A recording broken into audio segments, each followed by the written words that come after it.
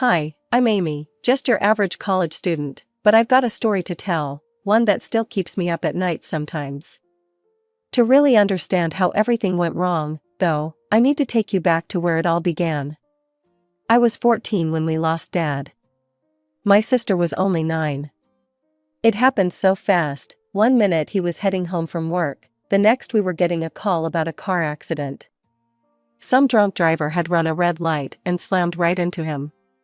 He hung on for 3 days in the hospital, but his injuries were just too severe. After Dad died, Mom was completely devastated. I remember her sitting in Dad's parents' living room, tears streaming down her face as she told them, "I'll never marry again. There will never be another man like John." My grandparents, Dad's parents, were amazing through it all. They let us stay in their house and made sure we had everything we needed. Mom didn't even have to work, they sent her money every month to take care of us. But that's when things started changing with Mom. It was subtle at first, but as time went on, it became impossible to ignore how differently she treated me and my sister. Like when we'd go back to school shopping, my sister would get 5 new outfits, while I'd get told to make do with last year's clothes. Or at dinner, she'd always give my sister the bigger piece of chicken or the last cookie. Christmas was the worst. My sister would get a pile of presents, while I'd get maybe 1 or 2 things. "Mom, can I join the school band?" I asked once, excited about learning to play the flute.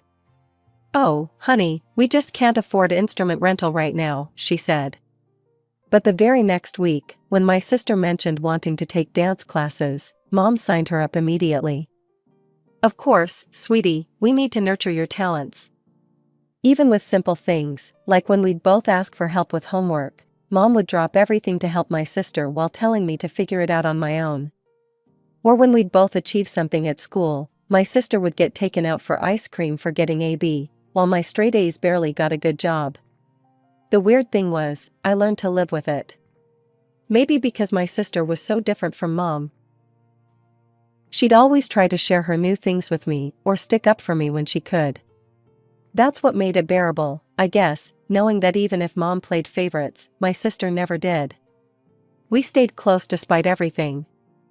I loved watching her practice her dance routines, and she'd sit and listen to me play the cheap plastic recorder I bought with my allowance money since I couldn't join band. We were a team, me and her, no matter what Mom did or said. I was 16 when my sister turned 11, and that's when everything changed again. What started as routine blood work during a regular checkup turned into our worst nightmare. Sarah was diagnosed with kidney failure. I still remember sitting in the sterile hospital waiting room while the doctor explained everything to Mom. The words felt like they were coming from underwater: chronic kidney disease, treatment options, long-term care plans. Sarah, my vibrant little sister who loved to dance and could make anyone smile, was suddenly a patient. The diagnosis brought us even closer together. While Mom spent hours researching treatments and talking to doctors, I'd sit with Sarah during her appointments, playing card games and making up silly stories to distract her. We'd laugh together about the awful hospital food and make plans for all the things we'd do once she felt better. Mom barely noticed I was there. She'd spend hours discussing Sarah's treatment with the doctors, completely forgetting I was in the room. When she did acknowledge me, it was usually just to send me to get something for Sarah or to tell me to be quieter. But I understood, Sarah was sick, she needed the attention more than I did. Before I knew it, I was 18 and graduating high school. My grades were good enough to get me a partial scholarship to a college in another state. Grandma and Grandpa stepped in again, offering to cover the rest of my tuition and expenses. Mom barely made it to the ceremony. She was late because Sarah had a doctor's appointment that morning. She didn't even stay for pictures, rushing off to get Sarah to another appointment. But again, I couldn't blame her. Sarah's health had to come first. College was like stepping into another world. Suddenly, I was hundreds of miles away from the family drama, making new friends, taking interesting classes, and finally feeling like I could breathe. I called Sarah and my grandparents regularly, sharing stories about my classes and campus life. Sarah would tell me about her treatments and how she was feeling, while Grandma and Grandpa kept me updated on everything happening at home. Mom rarely called. When she did, it was usually to tell me about Sarah's latest test results or to remind me to call my sister more often. She never asked about my classes or how I was doing. But that was okay, I was used to it by now.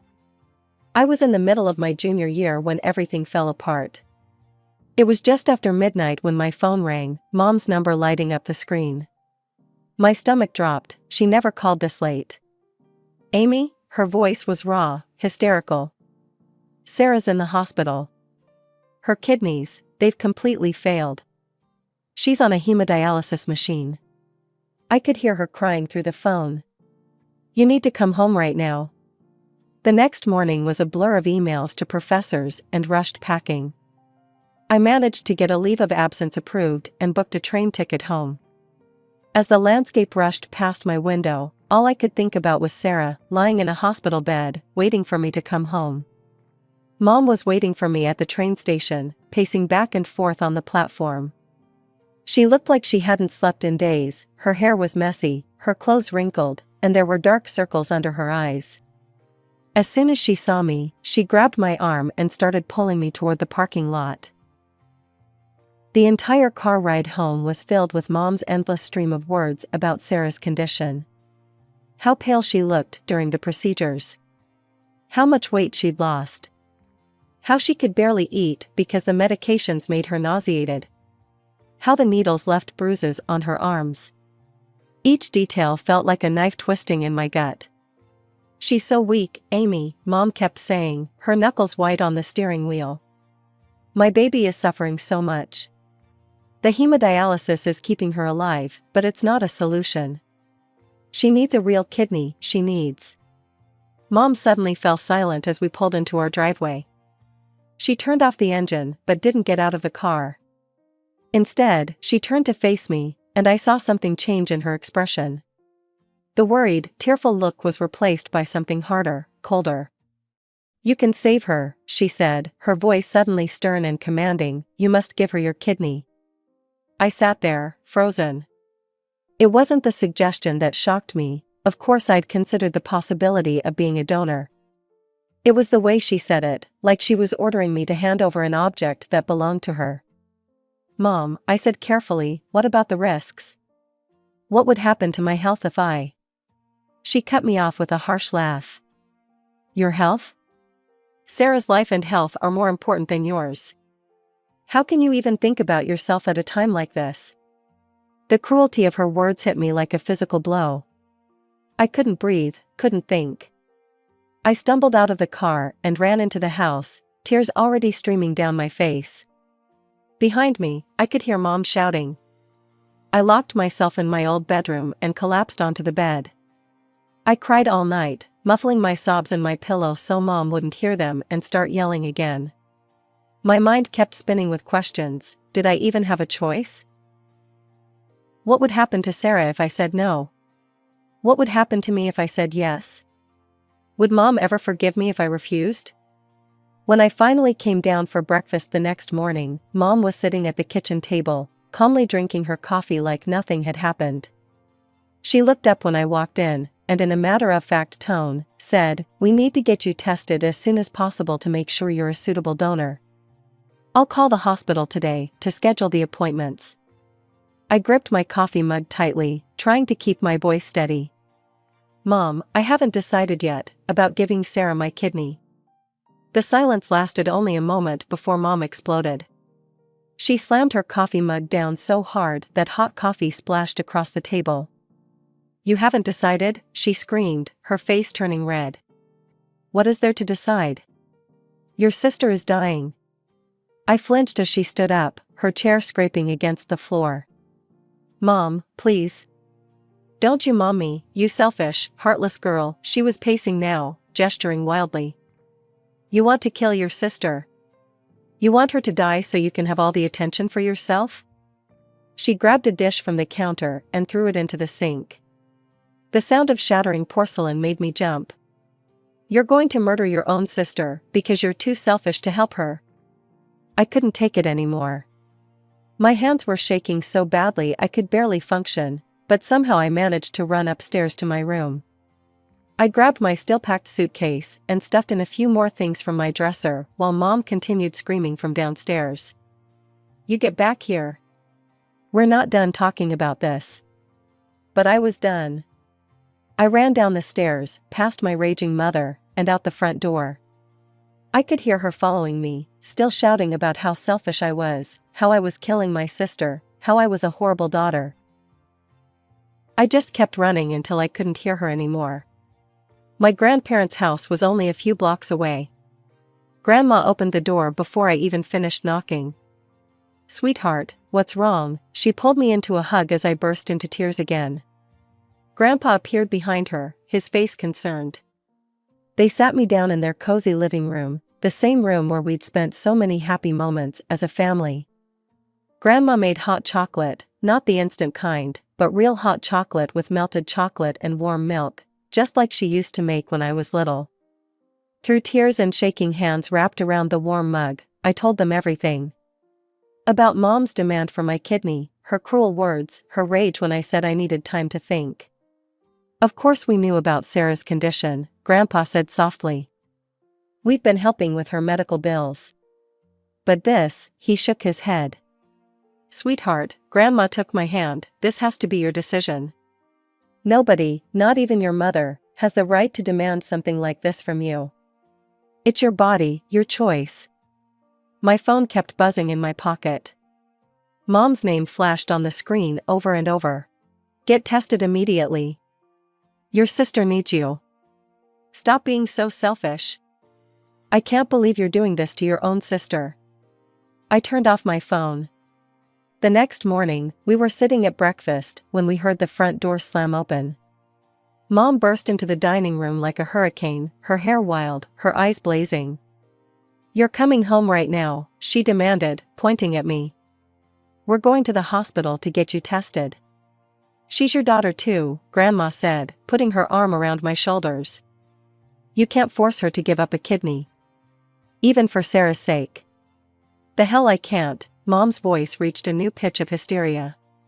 "She has to do it. And if she doesn't," she turned to me, her eyes cold and hard. "If you don't do this, you're dead to me.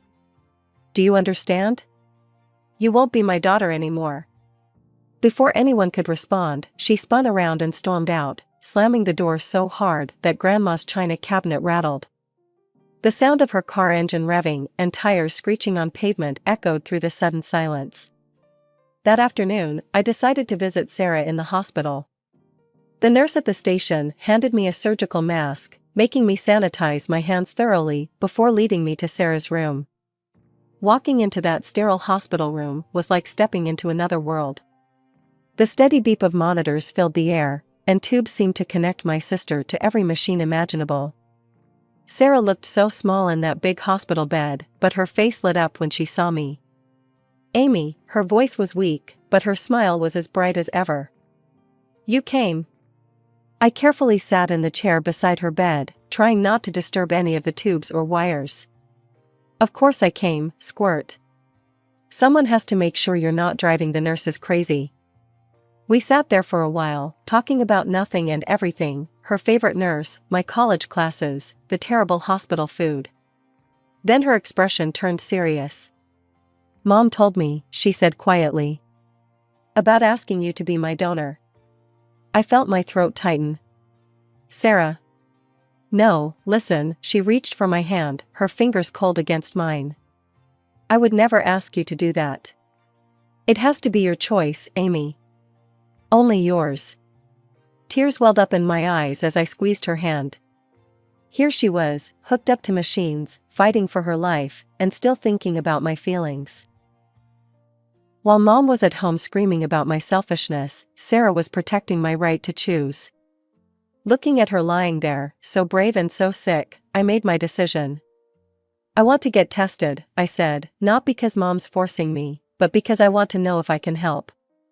When Mom found out about my decision to get tested, it was like the past few days never happened. She rushed to hug me, crying and saying, "You're doing the right thing, Amy, the right thing." I moved back home from my grandparents' house, and over the next few weeks, I underwent test after test. Blood draws, tissue typing, psychological evaluations, the works. Mom was suddenly sweet as pie, making my favorite meals and asking about my day. It was like having the mother I'd always wanted, but somehow that made it even worse. Finally, after what felt like endless waiting, the doctor called us in to discuss the results. Mom and I sat in his office, the desk between us covered with papers and test results. He adjusted his glasses, looking uncomfortable. "I'm afraid I have some unexpected news," he began, shuffling through the papers. "According to these tests, Amy cannot be a donor for Sarah." Mom leaned forward. "What? Why not? We can do more tests." "It's not about more tests," the doctor interrupted gently. "The issue is, well, the degree of kinship between Amy and Sarah. It's not sufficient for a transplant." I sat there in the doctor's office, trying to make sense of his words. The room seemed to be spinning slightly. "I don't understand," I said slowly. "What exactly do you mean by degree of kinship? Can you explain?"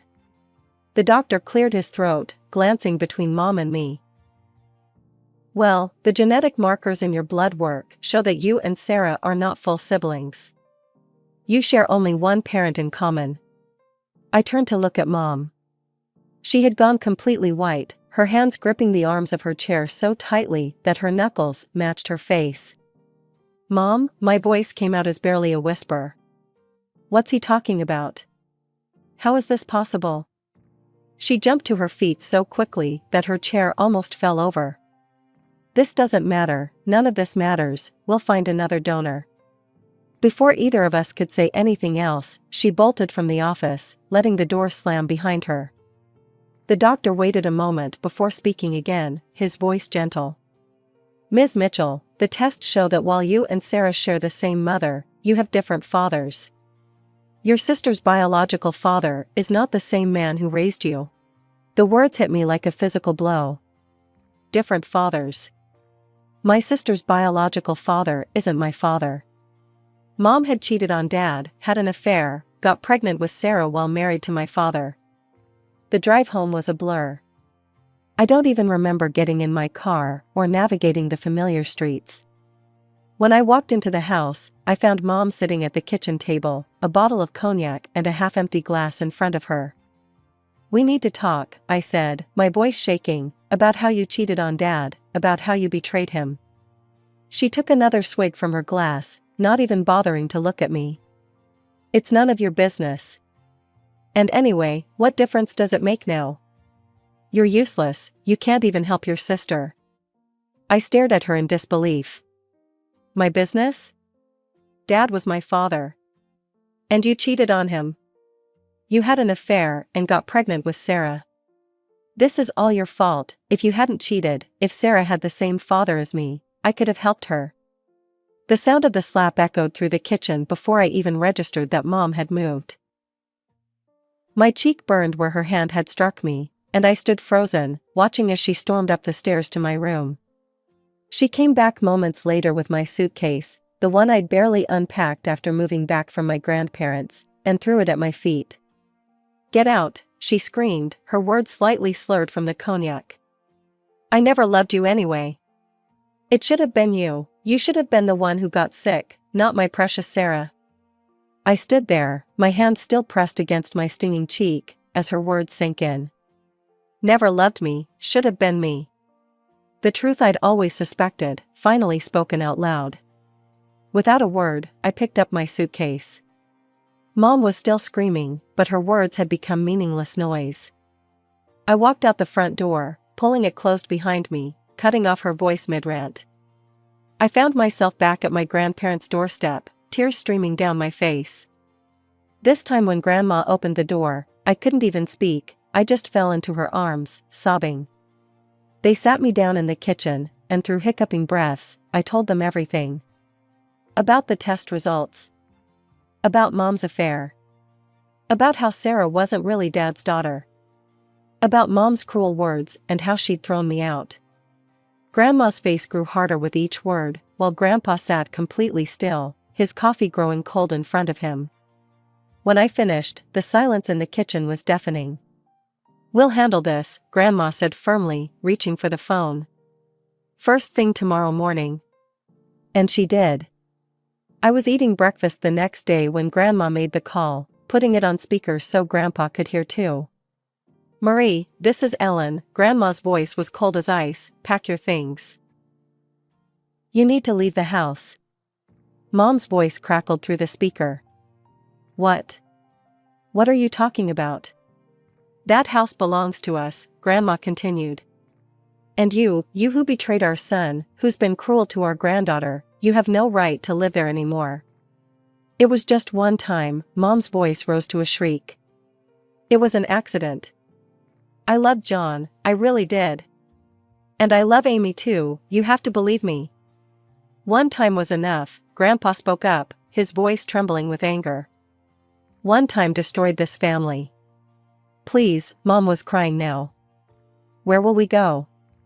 What about Sarah's treatment? We could stop paying for Sarah's treatment, Grandma said coldly. She's not our granddaughter, after all. I felt my heart stop for a moment, but Grandma continued. But we won't do that. We're not cruel like you, Marie. We'll continue to pay for Sarah's treatment because she's an innocent child who needs help. But you need to leave that house, find your own place to live, and get a job. It's long past time you stood on your own 2 feet. The next day, I went to visit Sarah in the hospital. She looked even smaller than before, if that was possible. When I walked in, she gave me a weak smile. Hey, she said softly. So I guess we know why you can't be my donor now. Different dads, who would have thought, right? Listen to me, I squeezed her hand, nothing has changed between us. You're still my sister, and I still love you. Grandma and Grandpa are going to keep helping with your treatment. We're going to find you a donor, Sarah. I promise. Really? Her eyes filled with tears. Even though I'm not really there? Really, I cut her off firmly. Family isn't just about blood. It's about love. And you're my sister, no matter what any test says. It's been 3 months since everything fell apart, though sometimes it feels like years. I'm back at college now, trying to focus on my studies and build some kind of normal life. Mom is still living in the house. Grandma and Grandpa decided to let her stay, not for her sake, but for Sarah's. She needs someone to drive her to dialysis, Grandpa explained when I questioned their decision.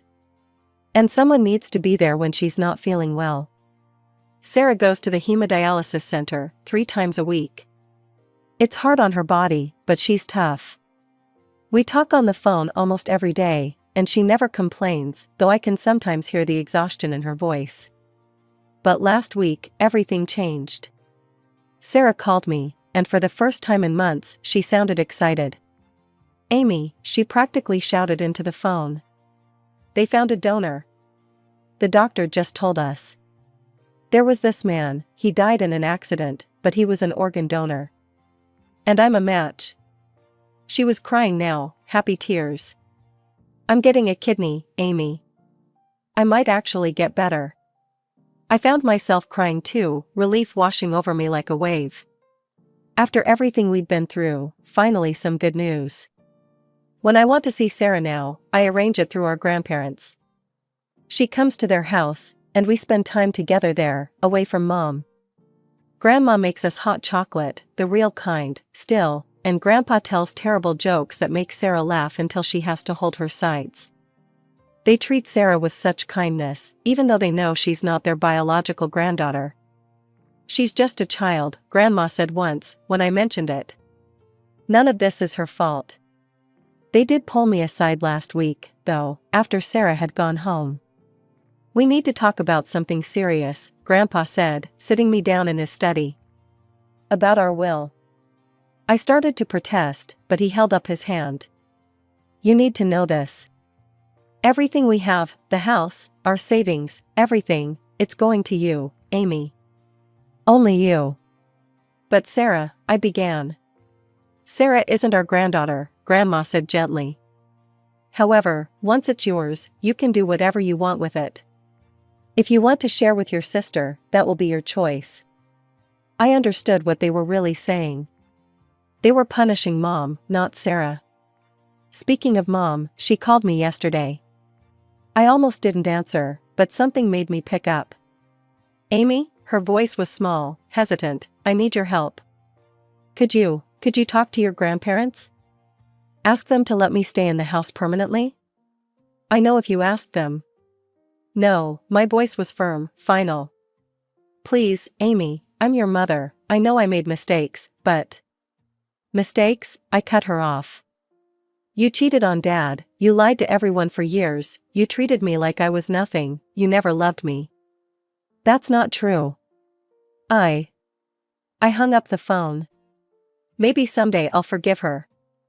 Maybe someday the pain of her betrayal won't feel so sharp. But not today.